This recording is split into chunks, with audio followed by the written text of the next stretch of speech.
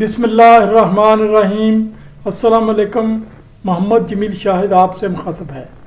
Math ninth के सिलसिले में ये लेक्चर नंबर 167 है और ये हमारा चैप्टर नंबर 12 है, लाइन एंड एंगल बाइसेक्टर्स, और पेज नंबर 1 है। ये हमारी आज हम रिव्यू एक्सरसाइज के 6 सवालात समझाने की कोशिश करेंगे। ये सवालात में पहला सवाल है, मुख्तलिफ स्टेटमेंट्स हैं, तहरीर है, जिनको ट्रू और फॉल्स में सिलेक्ट करना है। यानी हमने जो ठीक है उसको ट्रू कर देना है, जो गलत है उसको फॉल्स कर देना है। तो हम उसकी थोड़ी थोड़ी साथ साथ समझाएंगे भी। बाइसेक्शन ये क्या होती है? बाइसेक्शन ज्योमेट्री में इसका मतलब to divide into two equal parts. किसी भी लाइन को, किसी भी जाविये को, किसी भी चीज़ को, ऐसी चीज़ जो ज्योमेट्रिकल हो, इसको 2 पार्ट्स में तकसीम कर देना। ज़्यादातर जाविया और वो लाइन ही आएगी, तो वो ये सच है बात। अच्छा, दूसरा, right bisection of a line means to draw perpendicular on mid point of the line. ये दूसरा लफ्ज़ है राइट बाइसेक्टर्स।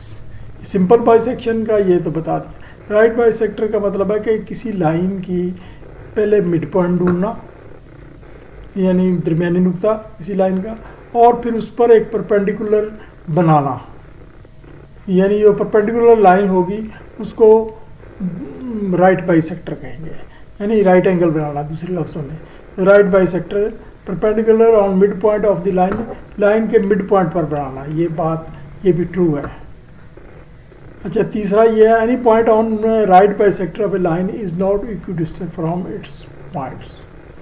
ये बात का मतलब ये है कि किसी भी लाइन की जो मिड पॉइंट है उसके ऊपर अगर बाइसेक्टर हो, तो उसके ऊपर कोई पॉइंट हो बाइसेक्टर पॉइंट, तो वो जो दूसरे दोनों सिरे हैं उनसे क्या बराबर फासले पर होता है या नहीं होता है?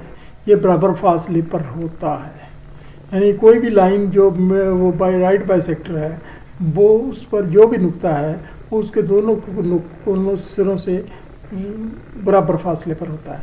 ये जो स्टेटमेंट नॉट इक्विडिस्टेंस, ये स्टेटमेंट गलत है, ये फॉल्स होगी। Any point equidistance from the end points of a line is on the right bisector of it. ये वही बात इसको उल्ट कहा गया है, कोई पॉइंट जो बराबर फासले पर हो और वो आगे बढ़ता है तो वो इक्विडिस्टेंस होता हो, तो वो राइट बाइसेक्टर पर ही होता है, राइट बाइसेक्टर लाइन पर होता है। ये बात सच है। ये अभी हमने ये यहाँ वजाहत की। The right bisector of A sides और ट्रायंगल आर नॉट कंकरेंट। ये किसी भी जो ट्रायंगल है, ट्रायंगल के राइट बाइसेक्टर यानी उसकी जितनी साइडें हैं उनके ऊपर मिड पॉइंट पर परपेंडिकुलर गिराए गए हैं। तो ये परपेंडिकुलर गिराए गए मिड पॉइंट पर, ये सारे परपेंडिकुलर बाद में एक ही नुक्ते पर मिलते होते हैं। यहाँ लिखा नहीं मिलते, ये बात गलत है। तो ये दरअसल एक ही नुक्ते पर मिलते हैं। The bisectors of the angle of a triangle are concurrent. ये जो किसी भी ट्रायंगल के वो जो एंगल के बाइसेक्टर है, एंगल को हाफ करना है, वो भी एक पॉइंट पर मिलते हैं। याद रखें, किसी भी ट्रायंगल के जो राइट बाइसेक्टर है वो भी एक पॉइंट पर मिलते हैं, और बाइसेक्टर जो होते हैं एंगल के वो भी एक पॉइंट पर मिलते हैं। अगर कोनों से अमूद गिराए जाए और वो भी एक पॉइंट पर मिलते हैं, और अगर कोनों से वो मीडियन हो, यानी वो वस्ती नुक्ते मिलाया जाए, बाइसेक्टर ना, राइट बाइसेक्टर ना हो लेकिन मीडियन हो यानी मेन नुक्ता हो, उसको मिलाया जाए, वो भी एक नुक्ते पर मिलते हैं। ये बात जो लिखी हुई है ये भी ट्रू है। Any point on the bisector of an angle is not equidistant from its arms. ये वही बात है कि कोई वो पॉइंट पर जो बाइसेक्टर है एंगल का, जो बाइसेक्टर होता है एंगल का, वो अपने इर्द गिर्द के बाजुओं से बराबर फासले पर नहीं होता।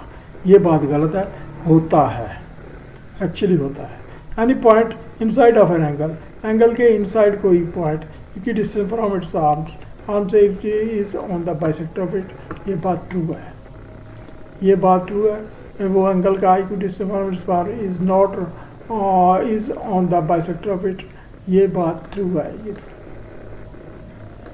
अच्छा, ये जो है ना अगला हमारा ये सवाल है, दर्जे ज़ैल शक्ल में C D line A B का मुद्दी नासफ हो, यानी ये एक राइट बाइसेक्टर हो। फर्ज क्या ए बी लाइन है, इसका एक लाइन ये ओ सी या ओ क्यू जो भी है, ये अगर इसकी वो मुद्दी नासफ हो तो मालूम करें। ये उसके जवाब आता है ओ ए बराबर ओ बी होगा। ओ ए बराबर ओ बी होगा, किताब में सिर्फ एक दिया होगा, और ए क्यू बराबर बी क्यू होगा, यानी ओ ए बराबर, इसका मतलब यही होगा। और इसी तरह से वो बराबर नुक्ते पर जैसे मैंने बात की नीचे, वो ए क्यू बराबर क्यू पी होगा। दर्जे ज़ैल की वजाहत करें। ये दो कुछ वजाहतें हैं। Bisector of a line segment, bisector of an angle. Bisector of line segment, line segment को सिर्फ लाइन भी कह सकते हैं। लाइन सेगमेंट का मतलब टुकड़ा, एक लाइन का टुकड़ा, तो सिर्फ लाइन कह दे तो कोई बात, एक ही बात होगी। Bisector of line segment, the line which passes from the mid point of the other. ये दरअसल ये होता है बाइसेक्टर ऑफ द लाइन, यानी लाइन के मिड पॉइंट से जो नुक्ता या जो लाइन गुजरती है उसको बाइसेक्टर कहते हैं। ये simple bisector. Bisector of angle, the रे विच divides an angle into two equal angular parts. रे और लाइन में थोड़ा सा मामूली सा फर्क है। रे उस लाइन को कहते हैं जिसकी हादरा वो आगे तक गुजरती चली जाए, जैसे रोशनी की किरण होती है, इसे उर्दू दर में किरण। तो ये जो है ना, लेकिन वो लाइन जो है ना एक जगह रुक जाती है। तो रे विच डिवाइड्स, जो रे किसी एंगल जाविये को दो इक्वल पार्ट्स में तकसीम करती है, यानी जाविये के दो हिस्से हो जाते, बराबर हिस्से होते हैं, उसको एंगुलर पार्ट्स कहते हैं। इसका सवाल नंबर 4 की तरफ आते हैं। दर्जे ज़ैल मसावी अज़ला ए बी सी में ए डी मसलस का अमूदी नस्ब है। ए डी मसलस का अमूदी नस्ब है, यानी ये निस्ब भी करता है और ये जहाँ मेरा कर्सर है राइट एंगल भी है। नामालूम जावियों की मिकदार मालूम कीजिए, यानी ये जावियों की मिकदार मालूम करें। तो ये मसलस मसावी अज़ला है। मसावी अज़ला उसको कहते हैं जिसके सारे ज़िले बराबर हों। तो जब सारे ज़िले बराबर होते हैं सारे जाविये भी बराबर होते हैं। तो फिर मसलस के जाविये आपने कहीं पढ़ा होगा 180 दर्जे होते हैं, इसका मतलब 160 दर्जे होगा, ये भी 60 दर्जे, ये तो 60 दर्जे हो गया Z, ठीक है। और वो ये नामुद्दी नासफ है, तो ये 30 दर्जे हुआ, ये भी 30 दर्जे हुआ, क्योंकि ये मसावी अज़ला है, इक्विलेटरल ट्रायंगल है। तो ये इक्विलेटरल ट्रायंगल जावियों को भी दो में निस्ब करेगी। तो ये भी 30, ये भी 30, ये 30। जब मिसाल एक वो इसका जवाब है, इसके सब हर जाविया 60 दर्जे है, या Z जाविया 60 दर्जे, जबकि XY जाविया 30 दर्जे हो गए, 30 दर्जे डिग्रीज हो गए। अगला हमारा 5वां सवाल है। दर्जे ज़ैल शक्ल में 1 और 2 दो मुसलसल मुतमासल हैं। ये शक्ल है LMN, इसमें ये मुसलस 1 है, ये 2 है, यानी हमने पूरा नाम लेने की बजाय इसको 1 और 2 कर दिया।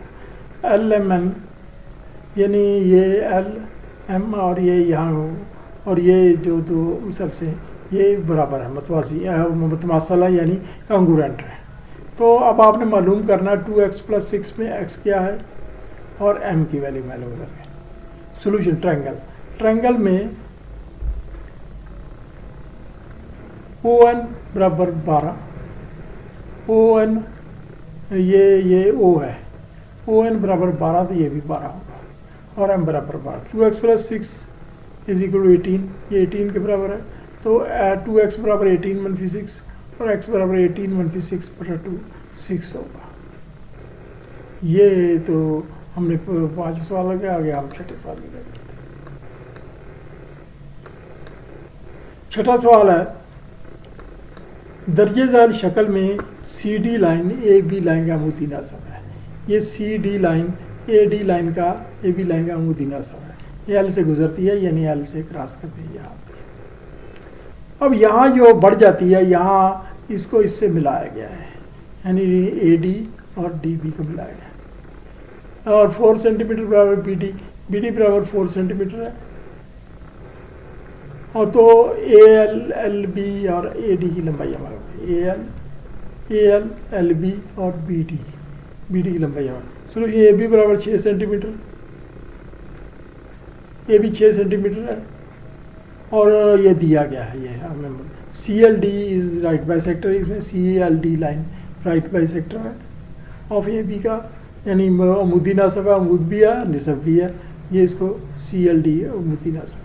तो ए एल बराबर ए बी हो गया, तो 6 का 3 होगा, A L is L B बटा 6/2 बराबर 3 सेंटीमीटर, ये एक हल हो गया। C L D is perpendicular A B, C L D ये जो है ना perpendicular A B, so D is equidistance, D यहाँ से बराबर फासला है, हम ए और A D is equal to, A D दिया गया है